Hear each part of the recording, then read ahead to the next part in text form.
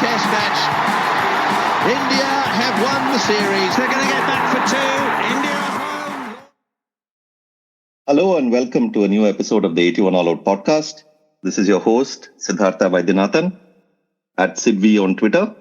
And I'm joined today by my co-host, Mahesh, who's at Cornered on Twitter. And we're also thrilled today to have two guests who have appeared on the show before, but it's been a while since we saw them.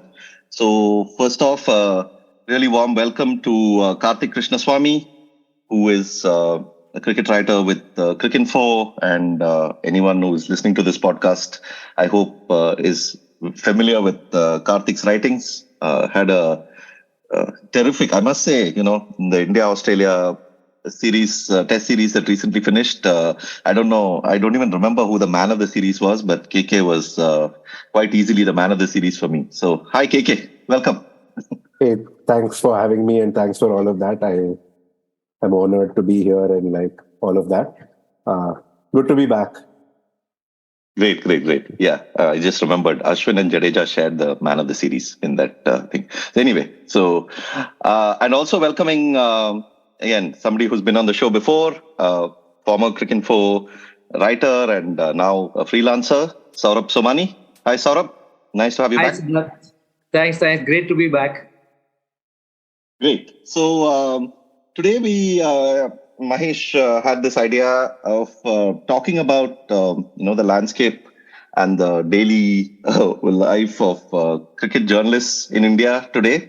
I mean, we talk a lot about the cricketers and what they go through and aspects of too much cricket and where cricket is heading, the various formats and the economics of cricket and everything else. But we also wanted to bring in the role of the journalists today and how they, tackle this, the amount of cricket that's been played, the way in which cricket is evolving quite rapidly in the T20 format, how they are actually staying engaged with what is happening all around the world, because franchises are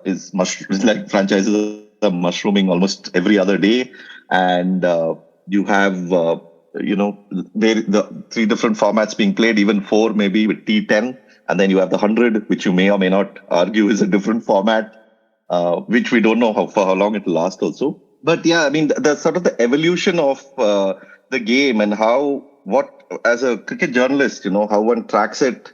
Is it even possible to track the overall landscape? Does one start specializing in it? So maybe you can start with overall thoughts. Both KK and Saurabh have been doing this for a while now. So maybe KK, I can start with you about, in the period in which you've been covering cricket, if you can just give us an idea of how the landscape has changed and how the job itself must have changed quite a lot for you. Yeah, I mean, there's just way more cricket basically.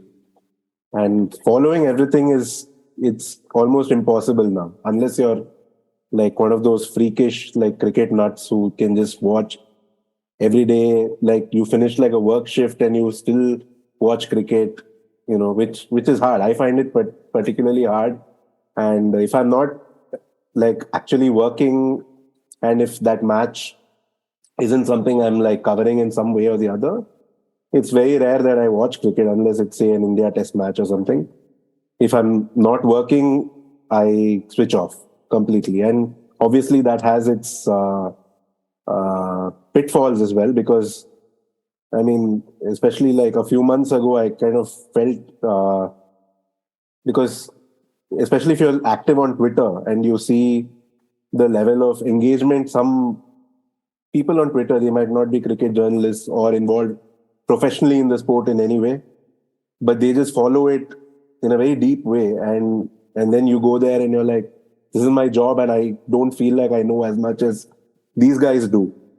But then if it is your job, it is also I don't know, maybe not great for your mental health if you try to actually follow everything. And what do you have a life outside of cricket at all then? So that's a big challenge as well, which I'm guessing a lot of journalists do face.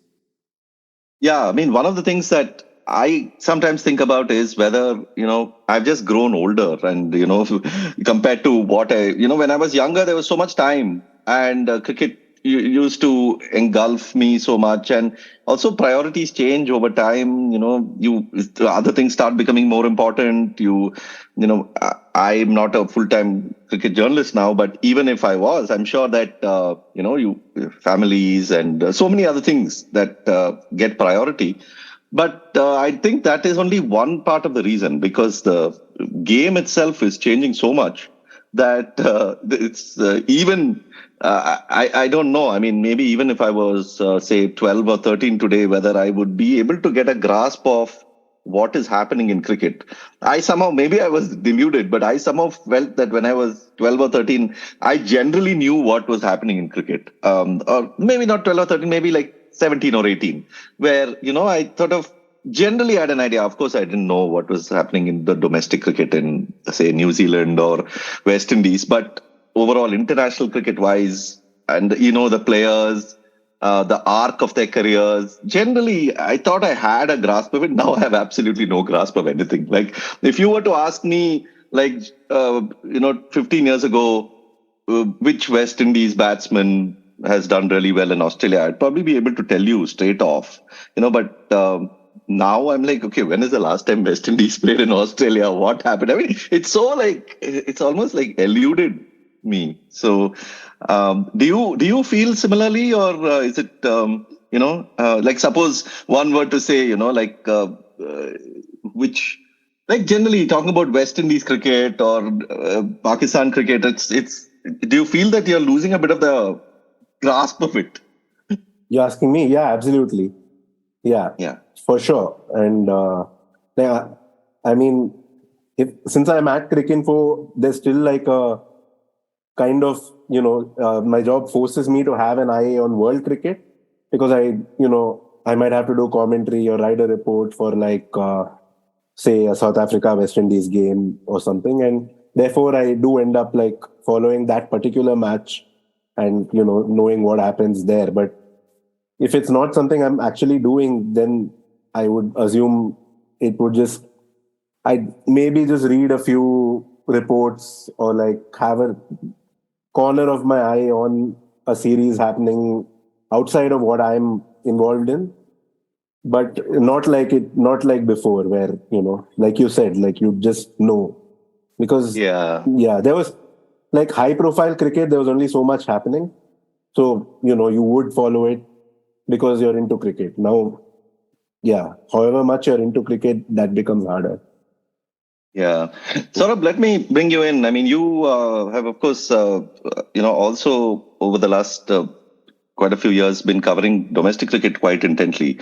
And, there was at least, I don't know now, there was like this whole, like this connect that one could build, right, between lower level cricket, domestic cricket, Ranji cricket, international cricket. And then you sort of felt good when you sort of saw the progression of somebody going all the way and all that. But now it's like you have to also track progression of people who are getting into Tamil Nadu Premier League, Karnataka Premier League, then they make it also to the Indian side sometimes. So there's almost so many pathways now to track, and so many, and of course that is only India. And then if you look globally of, say a Dewal Brevis or a Tristan Stubbs who are making it to then their sort of careers, you start to begin to also need to at least find some sort of history and basis for. So must be like a labyrinth. Yeah. I mean, in fact, like you said, it felt good earlier. If you saw a player do well in Ranji and then get picked and get like his reward or such, and if he did well at international cricket, you felt somewhere even better. It's almost a little bit of the opposite now, because you see so many players do well and there's just no spots. There's nothing. It's maybe a good thing from Indian cricket's point of view that there is so much competition for places. The selection is so much more efficient with the India A system and all also there, that you might not play a full season of Ranji or consistently. Like, even if you're tracking domestic cricket, you can't track all of it. It's just so massive in India. So you need to track a player, you need to cover 3-4 seasons of domestic cricket, then you get like a holistic idea of the player. And by then he has done well, he has gone to India, he has been fast tracked, and so you've not really been a part of that journey as you would have been earlier. So that is definitely different. And it's just, I think, just so much more cricket. It's difficult to just track all of it, keep on top of all of it. And actually, KK was telling earlier, I just wanted to go back. He was saying that he goes on Twitter and sees that these guys have so much deeper knowledge than me. Like, I face that every day when I was sitting beside him in Cricinfo. He has so much more knowledge than me. I have to get there. No, well, it's one thing for a journalist to have so much more knowledge than you, because then, which is good, it's nice to be surrounded by, really smart journalists. But then to realize that there are people doing other jobs and still being so engaged in this, that leaves you totally quite lost, actually. Yeah. No, but the thing I was talking about, actually speaking, one of the things that I remember back in, like, say, the early 2000s, when I was covering quite a bit of the Ranji Trophy, is that, you felt really important also because, occasionally when you speak to selectors will actually, ask your opinion of a player and all that. So because they know that you've also been watching, you've been tracking. So you felt like, oh, okay, my opinion is actually being taken seriously. And then you just pass on a few nuggets, like, because they only have the scorecard and the stats, right? So you also pass on a few nuggets, like, what you saw in that innings and what you felt, how was the bowling and all that, as per your memory. But I don't know if they will even care now. No, they have video of every match now, so they don't really need our nuggets as much. So because the BCCI video is there, even though all of it is not telecast, and I'm sure Mahesh will have lots of stuff to say about making that archive, accessible to the public. It's still not, but yeah. I'm just very tired of complaining about this. These days I've just become zen. If I can come in on the domestic point. Yeah. Is that, like, speaking from a purely Cricinfo point of view, is that when I joined there, every round of the Ranji Trophy, we would send at least one person to a ground to, like, cover the matches. Is at least one, if not more, because there would be something in Bombay or Bangalore where we have offices, so we'd send them for that as well. But now I don't blame Cricinfo for it or any media organization, because this year when we had Ranji Trophy going on, like especially around January time, we had ILT20, we had SA20, all of these things, and so we, like, how much personnel do you have and where do you prioritize? So we've started using freelancers for commentary for matches, like, certain T20 leagues and things like that. Cut down on the amount of, like, daily domestic wraps that we do and stuff like that. So out of necessity, and I don't blame anyone for having to cut down all these things, because there's just so much cricket. But because of that, when I joined, we do, like, wraps for Pakistan domestic. So I'd have an idea of, this, fast bowler is, like, taking a lot of wickets this season or something like that. Like, we'd be doing wraps for South Africa, for, like, all over the place. So you'd have an idea of what's going on in world cricket, but especially domestic wraps in India, we do regularly, daily, which is no longer a thing. And that, kind of makes it harder to, like, know, okay, this is a player we could be tracking. We should, maybe send this person to this match and, like, maybe do a story on this person.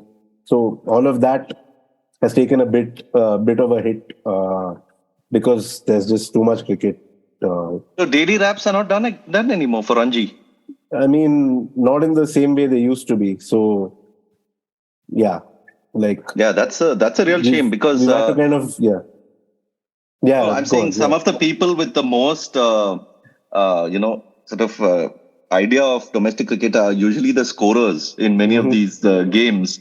Yeah. And so when we used to do the raps, and I'm sure you guys too, you would have been in touch with some of these scorers and asking them, what happened. And because they are present every time, they know these players, they see them from the junior levels, they know their history. They would say, this guy, he had scored 300s in under 19, now he's playing Ranji. And so you have some kind of information constantly pouring in about cricketers.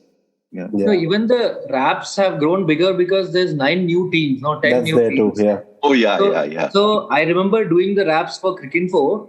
They take a huge chunk of time, especially if you want to do justice to it, like, the day's rap, because every match, every scorecard you go through, you try to get a sense of the flow of the play, and then you see which is the important thing to cover. It takes a big chunk of time. And if you have a shift, like obviously, I'm sure KK will resonate with this. There's 2 or 3 people on the shift. It's not just always possible to devote that kind of attention to the Ranji Trophy, especially if there's other cricket going on, because you have to do a lot of things together. Sure. And it's not easy actually writing those raps, because often you're going only by their scorecard. Yeah. And, then you have to figure out what really to prioritize in your report and what not to. I mean, somebody could have got 5 wickets, but the story could be the partnership, the 60-run partnership that 2 people had that, actually won them the game. Question to both of them. I mean, I know both of them. I knew a little bit about how they came into cricket journalism because of my conversations with them earlier. So one of the things that I was wondering is, you must have come into cricket journalism because it seemed like a job that pays for watching cricket, right? It seemed cool when you joined. And all of a sudden, like what you thought was a dream has turned out to be something else, right? Like there's a certain amount of cricket that you watched. And more importantly, as KK mentioned, you see people on Twitter being more knowledgeable than you are. You must have been those people at some stage, right? You must have been more knowledgeable than some of the journalists at that time because you were watching everything. And you see commentator coming without homework and you're making fun of them. You see writers writing crap. And you're like, come on, didn't you watch the other match? And all of a sudden, how do you deal with this sort of losing some sense of control over what you thought you had a very, very good grasp on? And especially as you get paid for it, right? I mean, earlier you were an amateur, you were watching it as a fan, and you had a lot more control over your grasp of the game as compared to now where you feel a lot lesser on top of things. Just on top of things, forget the knowledge and the expertise and all that, just being aware of what's going on. Yeah, you're asking how do we deal with that? Yeah, how do you deal with it? Like, do you look back and say, oh man, I knew more as a fan than I do as a professional journalist? No, I definitely feel I know more now than I did as a fan. But relatively, like percentile-wise, if you see, maybe I was in the 90th, 95th percentile as a fan, but now I'm lower. Yeah, that's what I mean. Not necessarily knowledge, but like you had a sense of control that I know what's going on. Yeah. So you need to, like for me especially, it helped having the kind of colleagues I did, especially at Cricinfo. Like, and this is pre-pandemic, you go to office, you interact with people, and it's somehow like almost you absorb a lot of stuff that helps you keep at least your head above water. I mean, you might not be swimming further than everyone else, but you're not drowning. And that happens if you have a good workplace, and also you need to put in a little bit yourself. Like just like KK was saying earlier, it's difficult to watch when you're not covering, especially when you're doing it for a living, because you're not. That is the time like you switch off unless something really exciting is happening. Then maybe you'll switch on and watch, but otherwise you have other stuff to do. But you can always come back and read the report, some of the ball by ball highlights, or just the wickets description, just basic stuff like that. And like I said, keep your head above water. I mean, for me, I think I made peace with the fact that I'm not going to watch 90% of the cricket that's happening. I guess I've just made peace with it. And I know that when I am covering something that does help me be fresher, I mean, although you could argue on the other hand that, some England side is touring and like there are a couple of young players who have played like, say, a few test matches, but I've not watched them. So I'm coming in a little bit slightly clueless on that. It's okay. It's like a balance you have to strike that by not watching all the time, by not following anything, I stay a little fresher and like continue to have that enthusiasm for the game, and I am actually covering it and stuff. So I made peace with it, but yeah, every now and then when I come across somebody who happens to just know everything at their fingertips, I'm like, damn, like I'm competing. I mean, I'm paid for what I'm doing, and this person is not. So yeah. Interesting. And like for instance, some of your writing, and it's, I mean, Sidney talked about your writing in the last Australia series, but like if I think of all this entire home season record of India, the constant theme for me has been your writing, not just like this series, all the India home series that you've been writing about.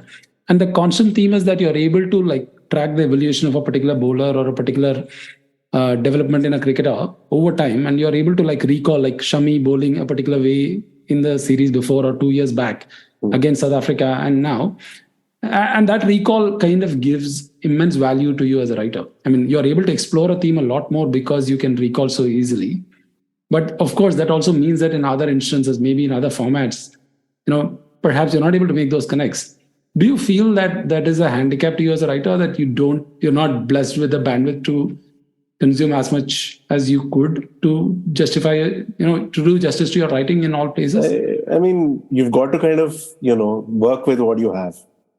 And sometimes you might, like say even within the IPL, there's 60 odd matches happening and you can't watch all of them. And somebody, I don't know, like Yashasvi Jaiswal scores a century and you happen to miss that game.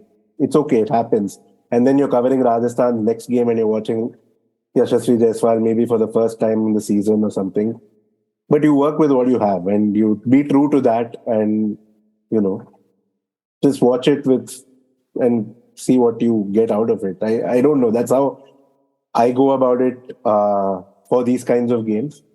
Like with the Indian team, yeah, it's helped that I followed them consistently. Whether I'm covering the game or not, I do watch India play, especially Test cricket, so that helps. But otherwise, you've got a game that you're watching and there's enough there most of the time to write on. So it's, yeah. Like I said, I made peace with the fact that, I can't watch everything. So when I do watch, I try to be a little, I don't know, try to watch it carefully. Counter to that, Mahesh, I mean, it's not just writers not having the bandwidth to do it. I think the format itself does not offer you the bandwidth to write that way. When you're writing a report for a IPL game, I doubt if KK would want to even attempt it the way he's writing a test match day report, because the focus of the day and the way in which a T20 game is written about is quite different. I think it should be different also, because you have to get the rhythm of that contest and the things that you're looking for and the things you're picking out. For instance, if somebody hits a string of fours in a T20 game, you would write about it quite differently than you would if one hits, say, 5 fours in a test match over. The whole rhythm is different. But even in not necessarily T20, it could be also ODIs, for instance. I'm saying there is a certain, especially if you're a good writer, there's a certain premium that you can get from having a good recall. Like, for instance, if you see, let's say, what's his name, Shaheen Afridi bowling a particular way to KL Rahul or Kohli, and you had seen that before, or there's a certain pattern that you can explore over time, it lends itself to a piece that you can't otherwise write if you don't have the recall. I mean, that's worked especially well for KK when it comes to Test cricket, and Test cricket, especially that India plays. That was my question. Of course, he seems to have really made peace with it. So every time he answers that, I feel like, oh my God, that's I thought it'll be a lot less easy for people to make that choice. Looks like the thing is, today I'm telling you because I don't know, maybe I woke up one side of the bed and I'm feeling, good about myself and the world. And tomorrow you ask me the same question. I'm like, shit, I hate this. I don't know why I'm in this profession anymore. Yeah, it could be that, but by and large, yeah, you've got to work with what you have. And Fair enough. Yeah. And how do you deal with formats, for instance? Do you feel like you have an edge in a particular format, like in the sense that one, it lends itself to better writing. So as a writer, you enjoy, let's say, Test cricket more, for instance. I'm not sure. I'm not making a value judgment here. I'm just saying. But also, do you have a grasp of the game? Do you know, like, for instance, in Test cricket, you know what a good bowling spell is, even if the bowler doesn't necessarily read the rewards. You know what good batting is, even, let's say, Kohli has played a lot of good innings in the last 3 years without necessarily going on to score 100. So you'll be able to write it with a certain amount of objective sort of, I don't want to call it expertise, but a certain level of comfort of the craft. But do you find a bit of a handicap when you're writing about other formats, particularly T20, because it's a beast of its own, and there's like so much happening in so many places, and there are like, do you have that sense of control to explore a particular theme and expand on it with the same level of conviction as you could do with a test? No, I don't. Yeah, I don't feel like I have that with T20. Yeah, especially like I don't know, like I feel like a little more. I've become a little more uncertain about the way I write, in a good way. I mean, in the sense that sometimes even that critique that we all make, that like anchors are like useless in T20 and stuff, which I still believe. Like, don't get me wrong, but there are some games where you watch and you can't actually like say, other than the broad philosophical point that you can make, you watch the game and then, you can't actually think that this batter is, not tried to score quickly. Sometimes there's a ceiling that some batter has, and like they can't do more than that. Or like a team is constructed in a certain way, and it for good or bad, this particular player is playing a particular role, and given that all these matches go one after another, and like 2 days after it's happened, going back to it doesn't even make sense, right? I don't think you get the kind of time to let it soak in and be like, okay, this is what it was.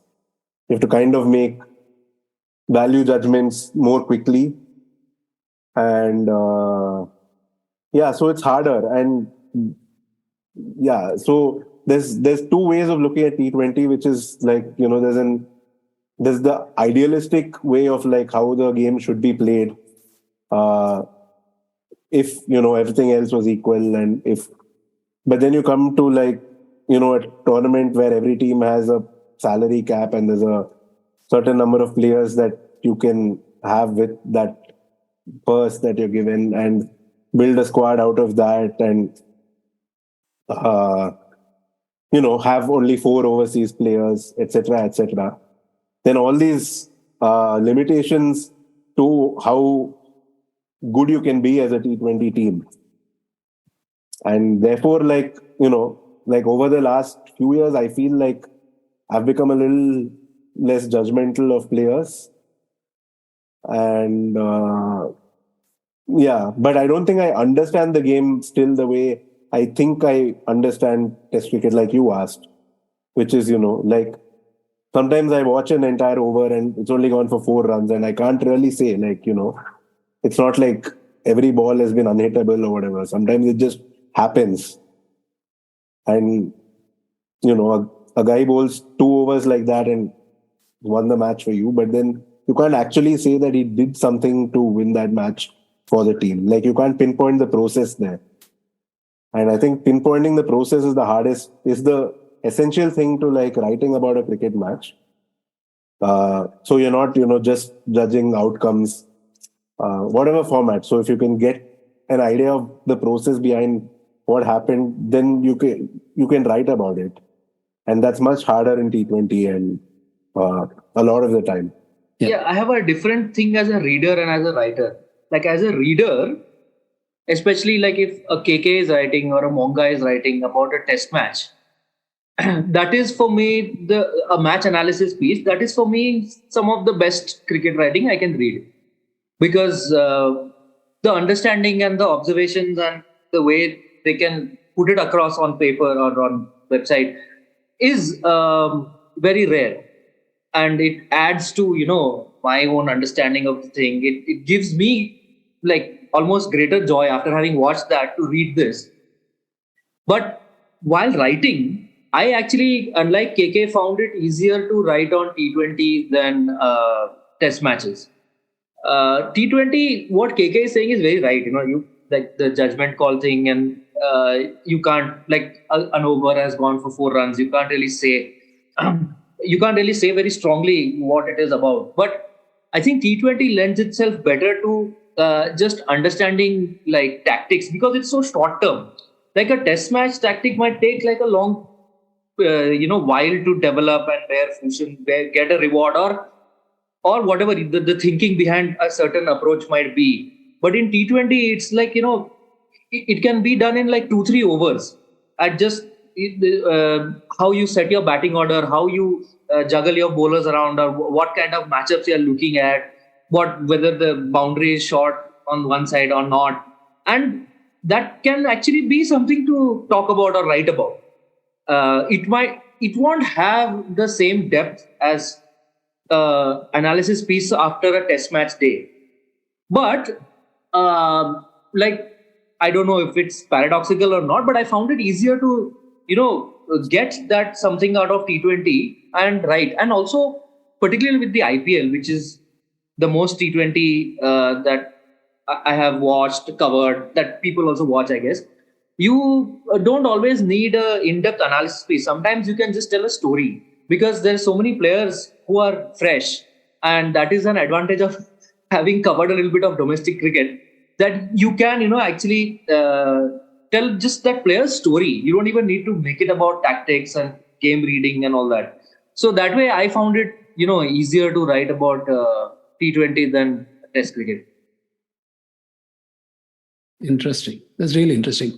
So what, like, if I were to pose this question to both of you, what's your take on, let's say, a future where cricket journalists and writers tend to get to specialize in a particular format? Like, would you find that comforting, or do you think there's no need for that? No, I think to some extent it's already there. Even, like KK, even at Cricinfo, right? There's some people who write more comfortably in T20 than ODIs. Yeah, and they end up doing more of those games. And exactly. They end up doing more of those games. So I think to some extent, that process has begun. Which And financially speaking, I mean, a follow-up question to that, you can answer both of them together, is that we know that the landscape of T20 is much larger, much bigger. It could employ more people because there are simply too many matches to follow. And especially if you're a sought-after writer or commentator or journalist in the IPL landscape, the rewards are much more. Is that a moral dilemma for you? Like, is there a sense that I'm missing out on potential future career, financially speaking, if I'm not keeping track of T20, or if I don't get to have one foot in the T20 circuit, so to say? So we are becoming the Cheteshwar Pujaras of the writing world. Yeah, exactly. That's my question. Yeah. Thanks. I didn't want to put it that way, but thanks for rephrasing it that way. Yeah. I mean, I've never had, I don't know if Saurabh also has had any occasion to think of it that way. Because while there is a certain extent of some people doing more T20, more short format or more test cricket, it's not come to the extent of someone only doing one format, at least at Cricinfo as far as I know. So, and I do all formats. So I haven't had occasion to, and also whatever, broadcast deals are happening and whatever riches are flying around the T20 world, it's not reaching Saurabh and me. Right? So, yeah, how cricket was in 2010 and versus how it is now, I don't think that's affected how much a typical cricket journalist earns. Though I do guess that there must be other jobs springing up because of T20, things especially related to fantasy and all of that stuff, and various other offshoots. But then again, that isn't journalism, so again, doesn't really affect Saurabh and me. The riches and all is not really, it's slightly disconnected from a cricket journalist's life. There might be other jobs, opportunities that open up. Like I know some people who have made the switch from, a cricket journalism to being part of an IPL team's communication wing, which is obviously more lucrative. But then you are doing something different. Like, both are equally good or whatever, there's no one is better than the other. But yeah, that's not, unless you make that switch, that money is not coming to a cricket journalist. Yeah. And we both know people who've, switched from cricket journalism to, say, sports management. And that's always been a thing that's happened, right? I don't know about before our time, but certainly in our time, it's always happened that, people have left sports journalism and gone to sports management. And I guess that sort of thing will just accelerate because of T20 leagues, because there are just so many more teams, so many more tournaments, so many more jobs because of that. But not necessarily more cricket journalism jobs. Even cricket journalism wise, what it can do is not increase the existing salaries, but give more people jobs maybe, because there's just more cricket. Like KK was saying, we in Cricinfo, we've had to hire freelancers and to cover a lot of those things. So it just gives a few more opportunities to people, but it doesn't suddenly make us earn a few extra zeros. Yeah, I don't, and at this particular point, it's not as if somebody who exclusively covers T20 will, earn more than somebody who does only the. Not at this stage, but you do have a long career ahead of you, and then you can see some trend towards that phase. I'm not sure how that would work. Like, I can't see it, but okay. Yeah, but even I don't see that. Say unless okay, let's say the IPL,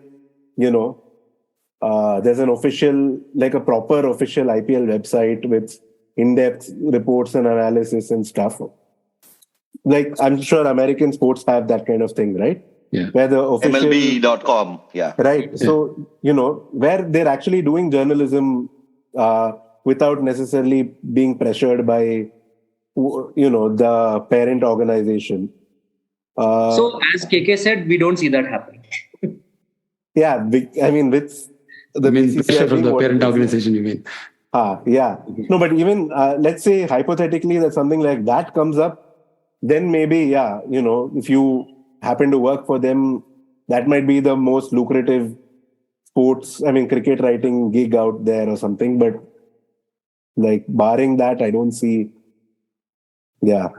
I'm imagining a future where, let's say, you got like all year round T20 leagues, perhaps even IPL, for instance, played for 10 months of the year. And they say, okay, enough of this pretending to be the same sport. Let's just make them different sports. I don't know what will happen to ODIs, but let's say you got like year-round Test cricket and all year-round IPL or T20 leagues. Then, you got to make a choice, right? Just like cricketers are forced to make a choice. I'm sure writers will also be kind of made to, like maybe Cricinfo will have two websites. I don't know. Based on what you're saying, it looks to me like that doesn't even like concern you right now. But then we'll start here getting interviews from KK saying there is a test match happening down the road, but yet I have to cover the T20, like Trent Bolt said recently.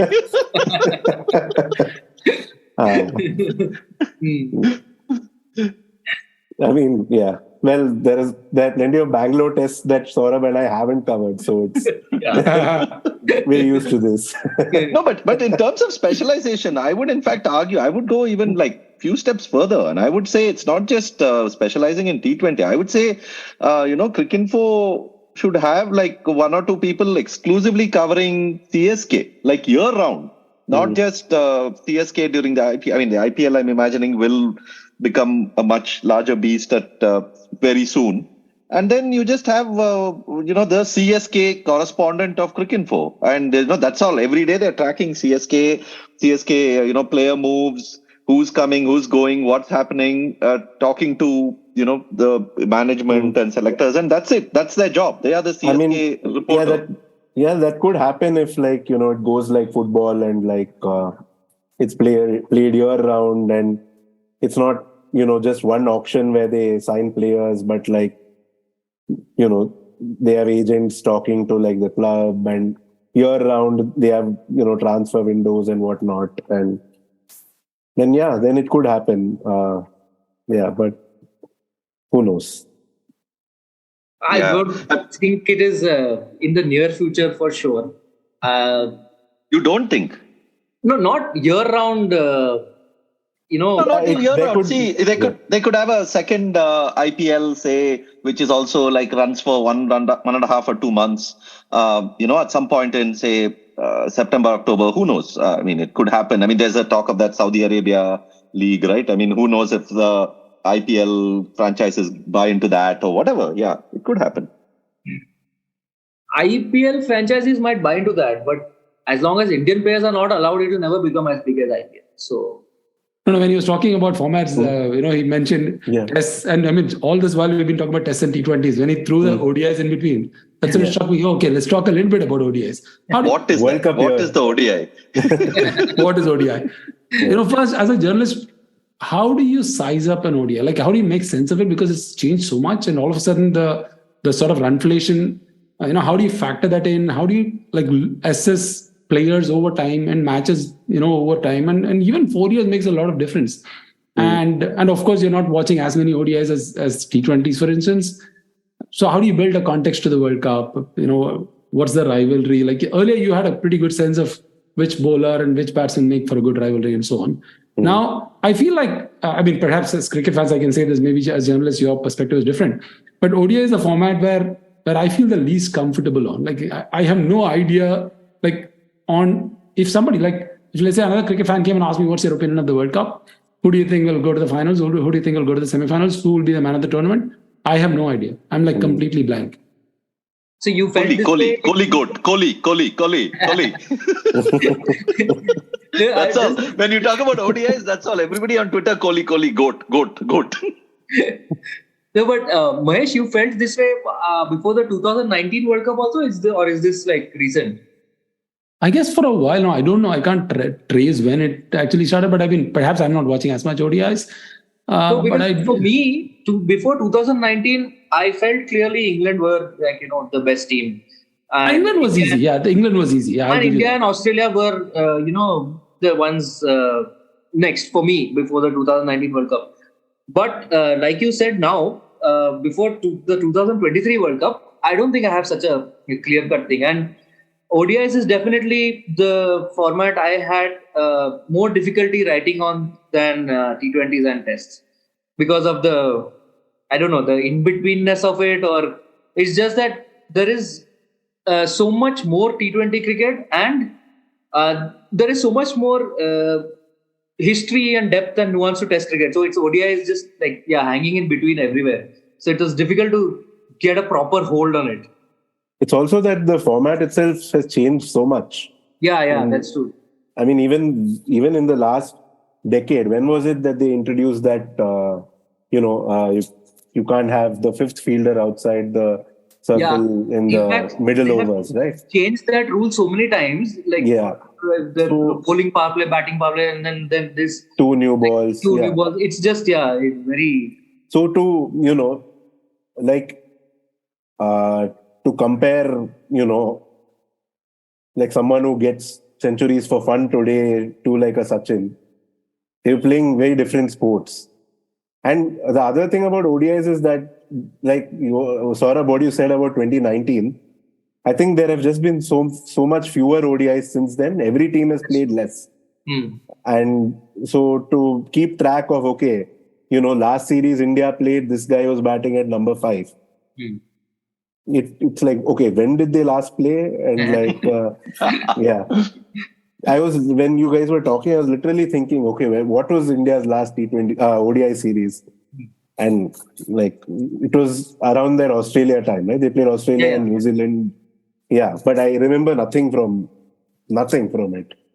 I just remember that, Surya got 3 ducks in a row and everyone made too much of a big deal out of it because it was, it is headline grabbing, but it was not significant in a form or anything sense. That's the only thing I remember from that limited over series. I don't even know who won. Australia won, right? Australia, okay. Yeah, I think India lost an ODI series at home after a really long time or something like that. Australia had beaten them earlier also, before 2019 World Cup, that Ashton Turner series. Oh yeah, true. But it was Anyway, see, that's how poor my grasp of QED. No, like, that actually it brings me to a point. I mean, given both ODIs and T20, I mean, I still think that despite Test cricket having its own, huge challenges of the lopsidedness of the economics of it all, with the big three playing a bulk of the tests, and then other teams mostly playing 2 test series, or a series which are not even telecast in India, or which people hardly see. Despite that, I think the format itself has a certain advantage for memory. Like if you watch a test, it is likely that you will remember parts of it, or snatches of it for a considerable period of time. I mean, you may not remember like each and every detail, but you may remember like some things. But T20 and with the pace at which the format goes, and the IPL, it sort of just suddenly disappears. Like you have to like spend a little while even thinking about, if you have to draw that line between the past IPL and this IPL, or the evolution of a team like CSK, where they were. That whole thing must be so hard for somebody who is used to writing about Test cricket, or somebody who's used to, even ODIs had that for a while. I mean, you could sort of draw on it, but now with so few ODIs being played, and also post 2019, that is, that also is becoming, as we just saw, that's also becoming a little bit harder. So that could be a huge factor, right? Which is also why probably these formats, especially T20, is so conducive for the data driven kind of writing, because then all the numbers are there, and then you sort of crunch them, and through that you tell your story, because that way, even though your memory may not be holding certain things, the numbers are holding a story themselves. But what I think will save the ODI, at least for now, is I think the ODI World Cup is still the most prestigious trophy in cricket. So as long as that remains, like that will, so maybe they should just hold every third World Cup in India. India wins a few regularly, and ODI survive. That's just. That is true. The ODI World Cup is really important, even from the point of view of the story, because then that even though the format has changed like beyond anyone's measure, you still have the connect between the 75 to 79 to you can make some kind of. You can understand the evolution of the format through the World Cups, in at least that sense. No, I mean, that is from a more like, journalistic perspective. But even as a lay fan, I think the ODI World Cup is still the trophy that people most want, let's say. I think so. Yeah. I mean, maybe, I don't know, it may be a generational thing also. I mean, who knows? Maybe the kids today would rather have an IPL trophy for their team, but maybe. But I think, you're right. As of now, overall, I think the ODI World Cup matters. No, and also commercially, forget the World Cup. Even otherwise, I don't know, till the last IPL broadcast rights were sold, before that, an ODI at home was fetching more money than an IPL match at home. Right. It's not like, so commercially, the case was never against ODIs. It's just got sandwiched between tests and so what. But you can't compare ODI, like you can't compare one ODI and one T20, no, because of the time that each one takes. I mean, you'll probably have to have more T20s to compare. No, fair enough. Yeah, because okay, I don't remember the multiple right now, but I remember before the previous broadcast rights when IPL was sold, it was more than 2x. So it's not like I don't think commercial case was ever made, at least in India. The ODI was extremely lucrative, and in a way, IPL kind of cannibalized that, and of course created and became a much bigger sort of beast over time. So, what is ODI? Is it a longer T20 or is it a shorter test match? That's where the sort of identity is lost.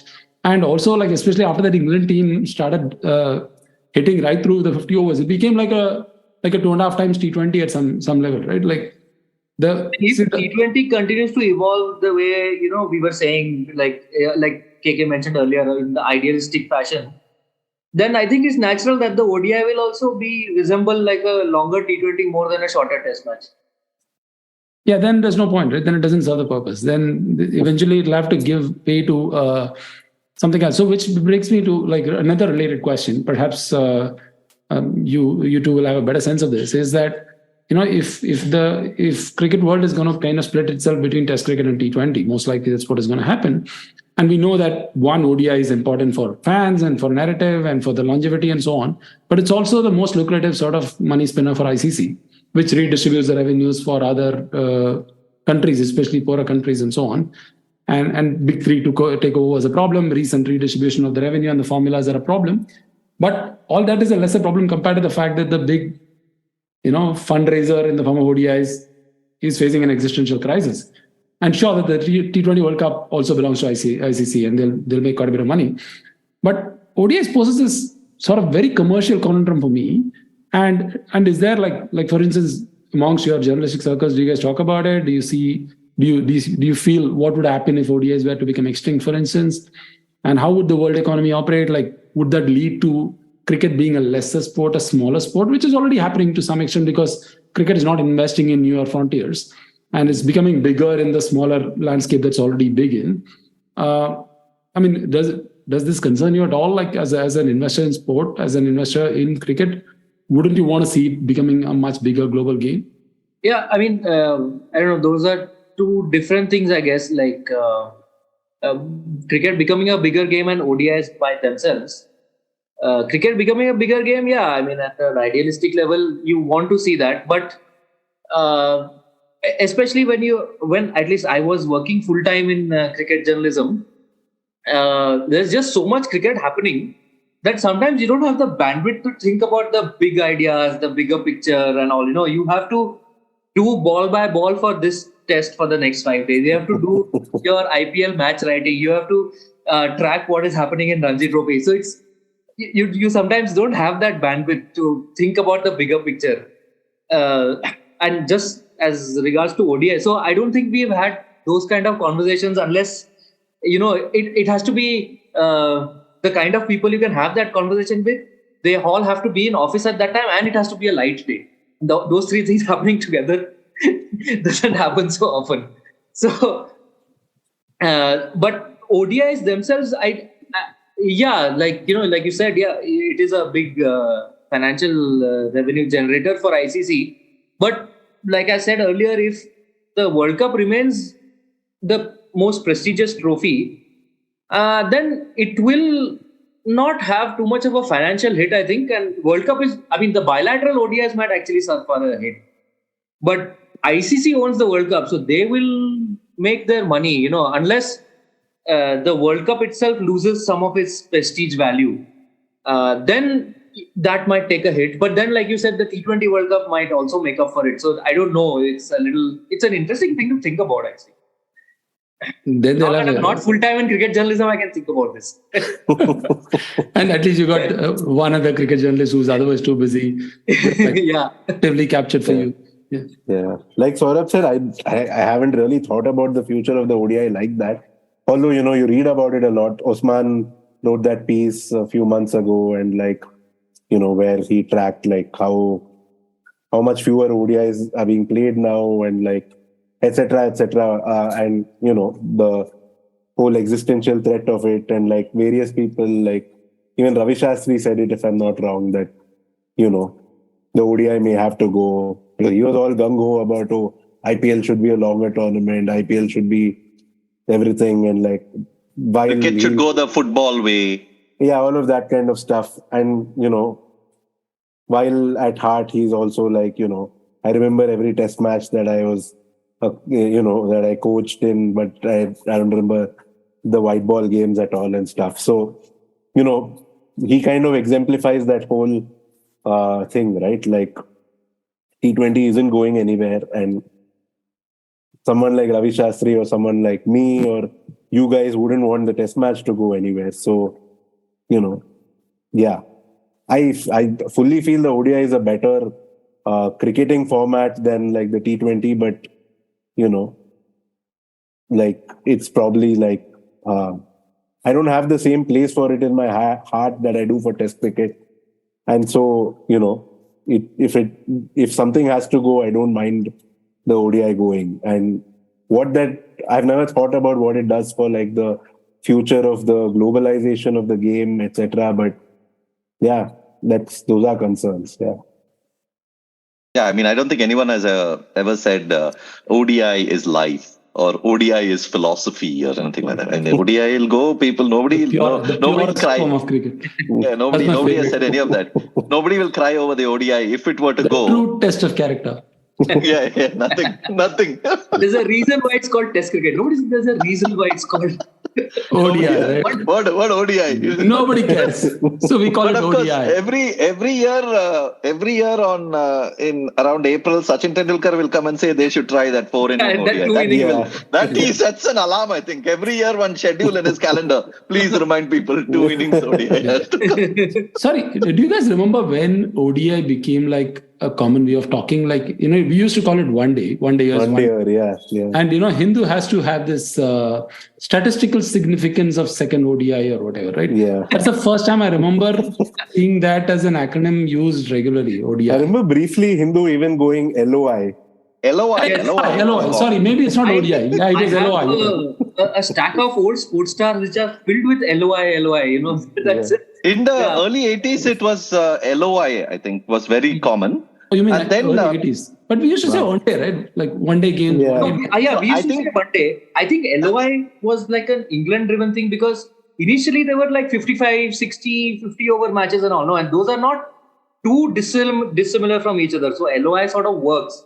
In fact, England at a certain point had 60 over games, and then their Benson and Hedges tournament, I think, became like 50 overs, and then they had a Sunday league which was a 40 over game. So that's probably why they said, okay, just call it LOI. So limited overs. Yeah. But once T20 came in, you can't really group that in the same category. So yeah, but T20I is also an ODI. And an LOI. Yeah, exactly. No, I think ODI was I think it was probably in the 90s. That's when it became, ODI became a thing. Yeah, now it's like, my son is saying ODI. I'm like, when did you, who told you about this term? You have not even watched an ODI in your life. Yeah. Sorry, or sticking to ODIs, the other question that I had, not just ODIs, this actually applies to pretty much all formats, especially Test cricket as well. One of the things that I, like, for instance, when I was dreaming of becoming a cricket writer as a young kid, one of the things that I always wanted to do is do these comparison pieces, right? Like greatest cricketers of all time, top 10 innings of the last decade, or top 11 spells in the last 5 years or whatever, right? And so, like, for instance, if I were to ask you to do it today, would you be as comfortable doing it for the last 10 years as perhaps you would have been of, let's say, the 90s and the the 2000s, or even the 80s and 70s, for instance? Yeah, absolutely not. I mean, like, Cricinfo Awards is there, right? And like all of us also have to sit and like give our nominations and stuff. And when I do that, I feel like, such a, like I'm faking it because obviously I've not watched every innings in that short list or whatever, or, watched all these players whom I'm supposedly selecting for like the Test 11 of the year or ODI 11 of the year, or women's like, ODI and T20I 11s of the year. And I've not watched like 90% of all this cricket that's happening. And I'm part of like, everyone in our office sits and like gives their nominations and stuff. And I feel completely like, I shouldn't be doing this, honestly. Yeah. And then I also like rant about, why is this player here and why did this player make it and not this player and stuff. So yeah, I mean, there's no way I can like say with any kind of, belief that, okay, hey, these are the best innings of last year. Forget like the last 10 years. But that, I don't know, doesn't that hold true for every year of cricket? Can you say that for any year with a lot of belief?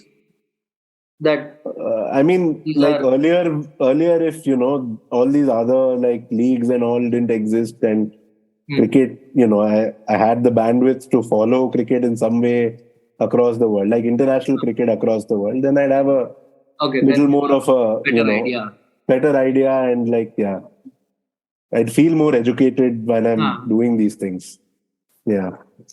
So I love the comparing across eras and all, while knowing it is inherently flawed. But it's just Obviously, fun. yeah. It's just a huge fun to do, and sometimes to watch people get riled up with. If you say Saurabh Ganguly does not deserve a place in the second Indian ODI 11 also, which I actually happen to believe, but that's an opinion that angers a lot of people, and if you're not very invested in that opinion, then it's fun. Plus, I mean, also talking about greatness, I mean, one is across eras, but let's just say like today, among those who playing ODIs, like apart from Mitchell Starc, who I think is perhaps many will agree that is like a all-time great ODI sort of bowler. But apart from that, and then I have to start guessing. Then I will say Joss Butler because he seems like a very obvious candidate. Kohli because he's like dominates all conversation everywhere. But I can't really say with any certainty. Apart from Starc, I can't say with any certainty. Maybe Kohli, a bit of certainty. But apart from that, I can't really say because England have taken the game to another level with, Jason Roy, for all you know, is an ODI all-time great. But I can't say. I don't know. But isn't that a function of it happening right now? That's why you can't say. Maybe in 1995 we wouldn't have been able to say with any certainty about Lara, Tendulkar and all also. Yeah. You had an idea, let's say 50 average in Test cricket or 40. Maybe Tendulkar, Lara are bad examples. Like they're very obvious. No, in 95 you even Robin say about Jayasuriya maybe. No, even Robin Singh, I had a certain idea of how good he was as an ODI cricketer. But right now, I don't know, like if I see an economy rate of 5.8, I don't know if it's good or bad. If I see it as tough, I do not know what it means. If I see a a batting average of 47, I do not know if it's good or not. Right? Yeah. In the late 90s, early 2000s, 47 was like godlike. 47 is Now like most top order players have 47 type of averages. So many average in the 50s in ODIs. So yeah, it's just like I've always like been, like Hashim Amla. Like his numbers are like of an ODI all-time great, right? But I can't really say that I've watched one of his hundreds and been like, that's a great ODI player's innings. Like, I mean, similarly, like, people like Shreyas Iyer and KL Rahul have like superb ODI records. But, it's really hard to say if they're like, I don't know, as good as Inzamam ul Haq was with even Yuvraj with like a high 30s average in his era. So has it happened to you that you watch some highlights or some match, a replay of some match that you must have been like probably covering it or whatever, and you can't figure out what's going to happen next. You don't know the result of the match. Oh yeah, that's happened. Yeah, that's happened to me. Basically, you don't remember every match that you have. I mean, maybe physically present at the ground you remember, but we cover so much off TV also because you can't be physically present everywhere. So that there is a good chance that, I mean, not a good chance, but it has happened that, and I realized later that I covered this match, but then I.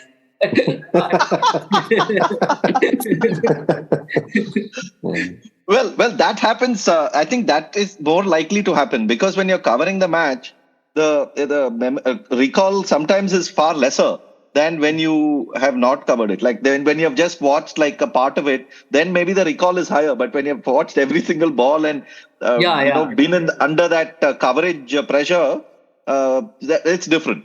Yeah, that's true. Yeah. So what's your recently?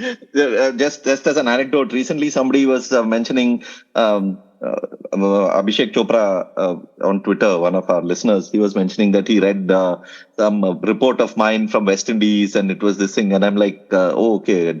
Let me go check what he has read, and let me also read what he has read. So I had no recall of it. No. Recall of your report is one thing, but what if you don't remember what happened in the match? Did West Indies win? Likely. West Indies, I'll know the tour, but then I'll likely forgotten the actual result of the match unless I go and see the scorecard and I'm like, okay, that happened. Okay. Yeah. So what's your go-to shortcut for, let's say, sizing up a match that you didn't watch in pretty quick time? I mean, like KK, you gave an example of let's say if you had missed out SSG Jaiswal's 100, for instance, and he has another great innings. Yeah. And you got to kind of bring that into your writing. So do you like go back and watch the highlights, or do you read one of your colleagues' writings, or do you talk to some colleagues? What's your like go-to shortcut to size up matches that you didn't watch? Yeah, I mean, like I read what people have written, and yeah, definitely the highlights. Like, say if I have to write something on SSV Jaiswal's next match, then I will go back and like watch the highlights of that previous 100.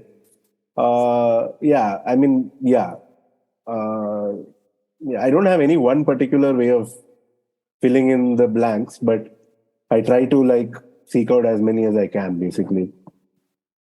But sometimes can you just look at the scorecard and like kind of be comfortable with the fact, okay, I know what happened in that match? No, I don't think. No, if I'm writing, no. I mean, if I'm not writing something and if I'm just like, if I just want to know, then that's okay. But otherwise, I would need to like have a slightly better idea than what the scorecard would give me. Yeah, I agree. Just looking at the scorecard, if you're writing, that won't be enough. Yeah. But I'll tell you the other phenomenon that, you spoke about highlights and all of the match that you didn't watch. But like say I'm, tonight, if there's an IPL game and I'm supposed to like write an analysis piece or something, I'm actually watching it. The innings has just ended and somebody's made a 50 or something.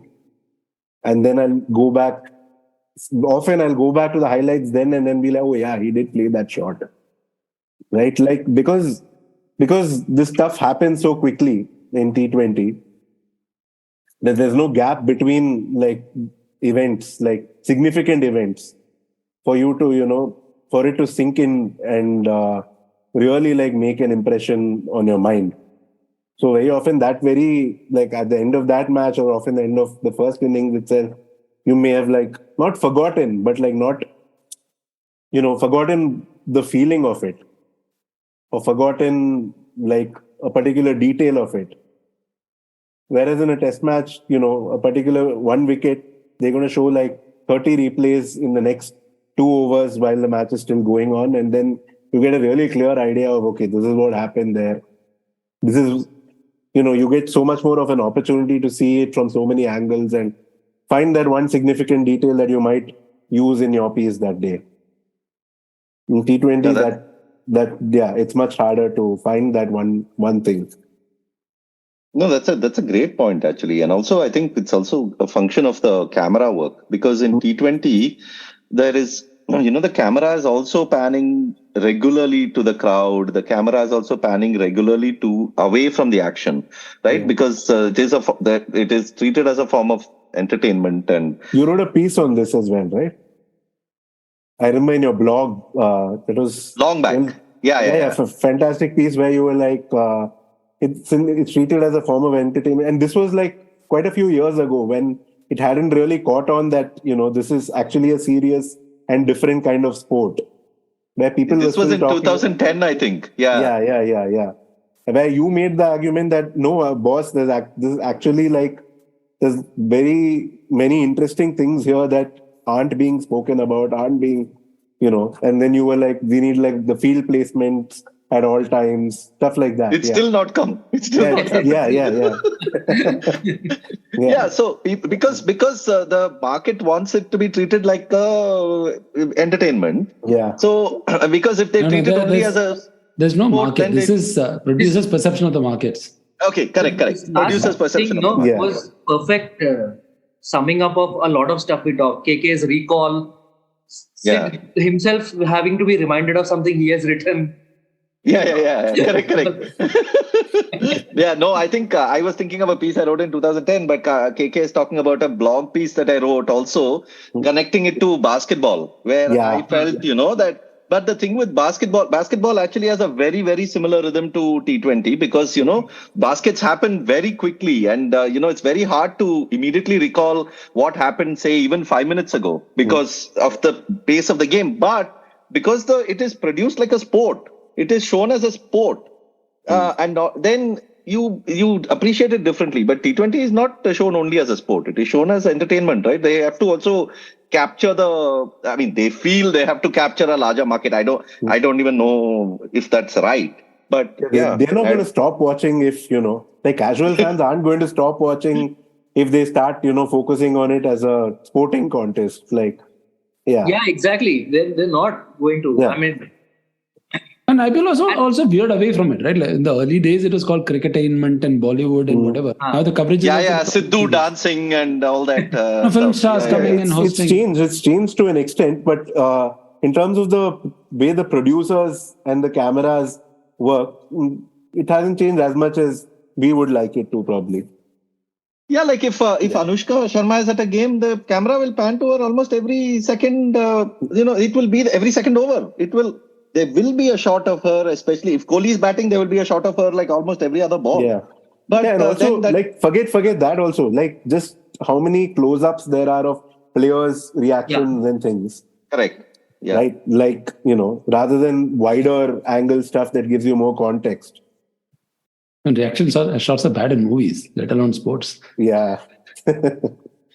No, but this is that point that you made, for a cricket writing perspective is really important because, even the game that you're watching, it's hard to get a grasp of the entire rhythm of it. And I'm sure it's probably even worse in a stadium because, you're so far away in a stadium also. Then to suddenly see things moving so quickly, it can't be easy to actually get it because ultimately a cricket writer also has to like a report also has to convey the rhythm of the rhythm of the game, the rhythm of the contest. But the rhythm of getting a rhythm of a T20 is so difficult. In a test match you actually have that periods of pause and periods of quick action, but here it can go anyway. The freneticness of the action makes it difficult. But that's why actually when I was on IPL match writing duty, I would end up sleeping at 3 a.m. and all every day because you need that time after the match and after the press conference to, like what KK was saying, to just go back a little bit, see, and you have subconsciously maybe captured, you have taken your notes and all that, but you need to go back and see a little bit and then only, write. Yeah, I mean, your point about the big picture, right, Saurabh, that was really sort of brought in a thought for me. I mean, the bandwidth for big picture is so important that now these days what is happening is that, even if like suppose a book comes out, for instance, that is talking about some larger aspect of the game, there is hardly any bandwidth for journalists to actually go in depth into that, review that or discuss that. Same thing with yearly reviews, I mean, still Cricinfo does like the editor writes like a yearly review. Wisden, of course, has the famous Wisden notes. But even they cannot capture exactly everything with all the multi-formats, with what is happening. And they miss out on so much of these stories and themes that are occurring throughout in different parts of the world, because most of them are focused on economics of the game, big three monopoly, that like the largest picture. But there are so many other small things, like for instance, the previous podcast with the Pradeep magazine, we had spoken about this book that a Delhi cop wrote recently about, the match fixing, sort of the lure of match fixing at the lower levels, and he spoke from his own experience of what he had seen and observed and all.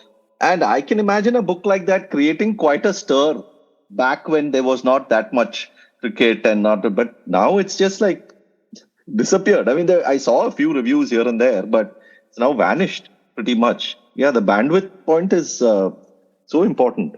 Like, and also adding to that, there are no annuals also. Before, you used to, like Wisden, of course, is an annual, but you used to also have the Wisden annual that, when Saurabh, you were with Wisden, Suresh Menon used to edit that Wisden annual, right? So even that is now gone. It doesn't come out. Wisden India, that has wound up. Wisden India, yeah.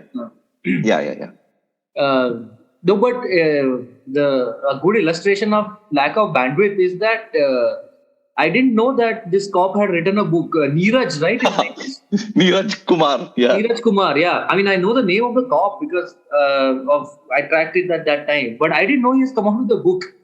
So, yeah, now that I'm not logging in every day and seeing Cricinfo mails every day, I miss stuff that is not very headline grabbing, I guess. Yeah. I mean, I miss it while I'm still there, man. I had no idea either. Yeah. Okay, so I'm glad I gave you a sort of a suggestion for the next book if you have if you have bandwidth to read. But I'm imagining KK go back and reading listen to the podcast first, the previous one, and then the book. Yeah. Listen. I'm glad our podcast is helping in that way at least. Yeah. But I'm imagining KK reading a Cricinfo mail and then going a 2 paragraphs up and saying, wait, what? Where did this mail start? That's a daily occurrence. If I read the mails at all. But you spoke about looking at the game from a big picture perspective and all. And with T20 especially, there's a kind of, apart from what you spoke about, there's been a rush for people to do books on, there was Cricket 2.0. Yeah. There was something else. Nathan Lehman and Ben Jones did one as well. Hitting against the spin, but that was more test. That had test stuff. Also, right? It had every. I know. But basically, it's created this. While the bandwidth for looking back at the year or whatever has reduced, or that bandwidth doesn't exist in the same way. This new industry has kind of come up where, because there's this new format. It's not that new anymore, but it's still evolving rapidly, and there's still, and there's still a lot of hangover from other formats in how people perceive it.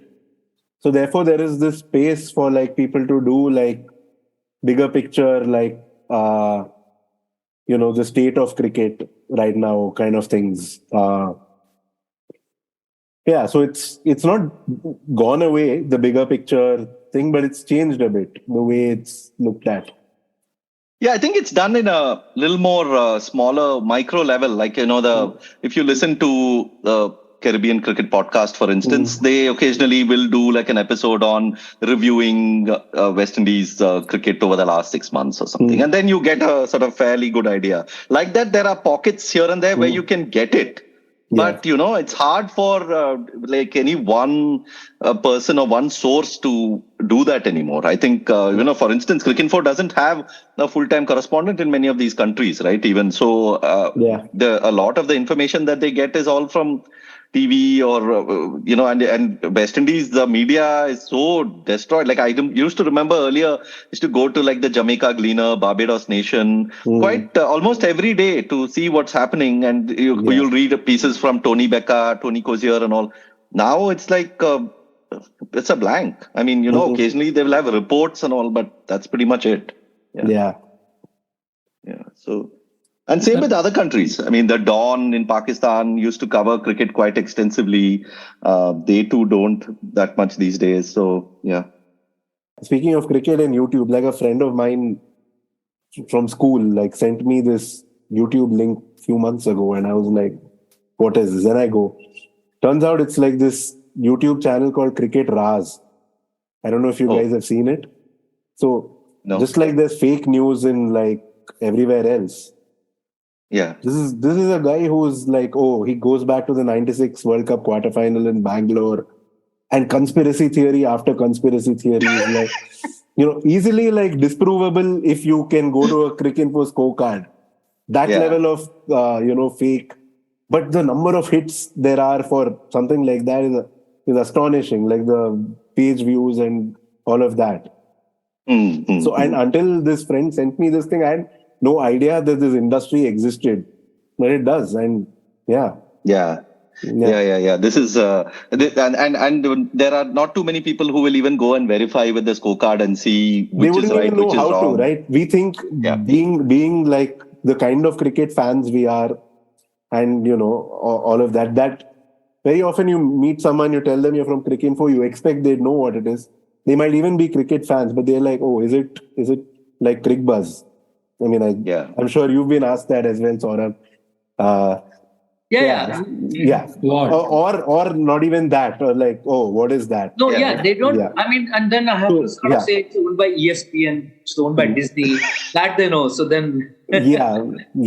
So So outside of our bubble, there's a whole lot of actual cricket fans who watch a lot of cricket probably also, and maybe understand it in their own way, like really well as well. But the thought of like, okay, this person is saying that, for some reason they sent Ijaz Ahmed at number 3 in this one particular match, and that was some match fixing thing, whatever. And then, you and I would be like, no, he's batted at number 3 all his life. Yeah. But, yeah. So the thought of being able to go and verify that wouldn't even yeah. Yeah, and then the tricky bit about propaganda is I'm sure there is at least little bits that are true. So they'll sneak in the bits that are true just to fool people, and then they'll put in all their fakery to fool them. Yeah. I mean, talking about that, I mean, again back to Neeraj Kumar, he writes about this whole sort of massive industry where they are fabricating games and leagues and betting on it. So it's like an entirely fictitious world. Like, there was that famous story of like that Uva Premier League and playing in, acting like it's being played in Sri Lanka, but it's just some farmers who are playing it in Chandigarh or Mohali or something. So like that, there are this massive chunks of these fake leagues that are going on, being bet on. Players, umpires who are instructed to give decisions in a certain way already, like pre-planned, who they will give out, who they will not give out. So it's all written. So he's writing about this, and it's like people are watching and people are betting, people are making money. It's all happening at the lower level. So we got into the wrong writing profession, KK.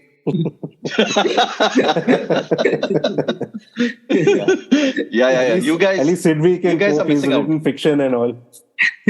Oh yeah. I think I mean that's the only way forward. I mean, and lastly, wrapping up, I also want to bring in not only is the game evolving so rapidly, even technology is evolving. I mean, I won't be surprised if ChatGPT or Bard or any of these AI bots are being asked to come up with reports or summaries or something. In fact, after this chat, I'm going to go on Bard and say, can you talk to me about the one-day cricket over the last 5 years. Give me a summary of one-day cricket over the last 5 years. For all you know, it'll throw up something which is far better than what I can throw up. So that's have organizations have you been thinking about it? Has organizations been thinking about it? Do you use it?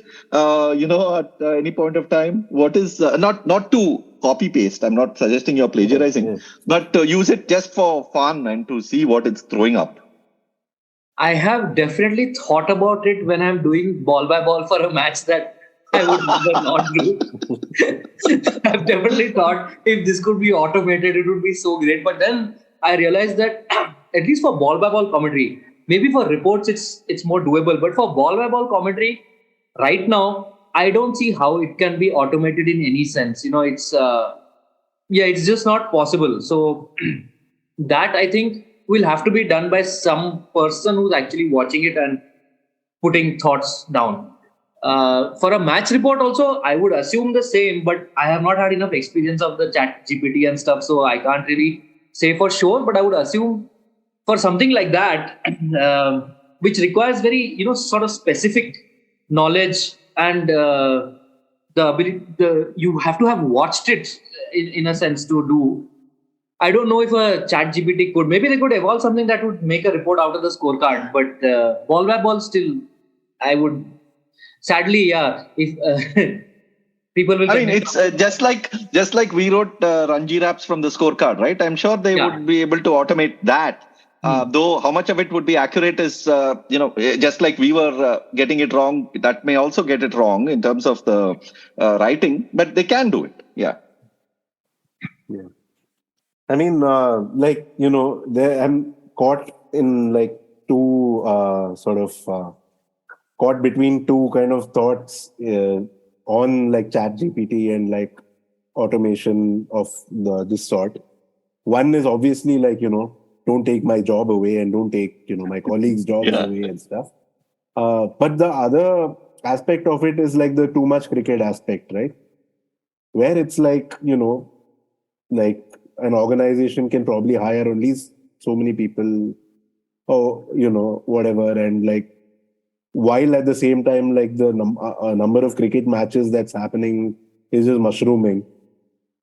And you're like, if ChatGPT or something like that can take care of like just the basic wraps for at least like, the domestic games or whatever and stuff like that, reduce the workload that people on the Cricinfo desk have, that would be, that would be great. But then the next step would be like, if ChatGPT can do this, why do we need this desk at all? And that's the fear. Yeah, the Spoken like summary a of the day by No, I felt like I was listening to an economist, like a Fed chair or somebody, right? There are pros and cons to ChatGPT. And it is true, right? The world is running out of people to do the work. And I mean, India is a unique case, but world over, the shortage of labor is a problem. And a lot of the automation is a consequence of that. So when KK was talking, I was like, this could be Janet Yellen talking. I have no idea who that is, but... Yeah, I'm waiting for the discussion to get into ChatGPT may be okay doing T20 and ODIs, but for Test cricket, come on, man. The nuances. Satya Nadella will not stop till ChatGPT does it. As a true Test cricket fan, actually for T20, maybe it is the most likely, because T20 is the only format for which we have ball by ball data for every elite competition. Ever. Yeah. Ever, right? Ever, yeah. So, yeah. So it might actually, because just the volume of data that exists, it might be more possible. Yeah, but it kind of goes hand in hand with, like the dehumanization of players that at some level T20 does, right? Like, I mean, that is a different philosophical debate. I'm just saying it might be more possible in T20 because of the data that is available. No, I mean, Test cricket also data is available. I mean, not ball by ball, but all scorecards are available, right? Yeah. No, and ball by ball ODIs since also, like 2002 or something, right? 2006, I 2002. think. Yeah. And I think 2000. Yeah. Also in Test cricket, like KK was talking about earlier, it's easy to deduce the process. But if it's easy to deduce the process, it should also be easier to write about it, right? Okay, Shami is bowling good length. He's getting the ball to seam away a little bit, seam in a little bit. Or there is an outswinger. Like, it's probably easier to automate that way. Could be, yeah.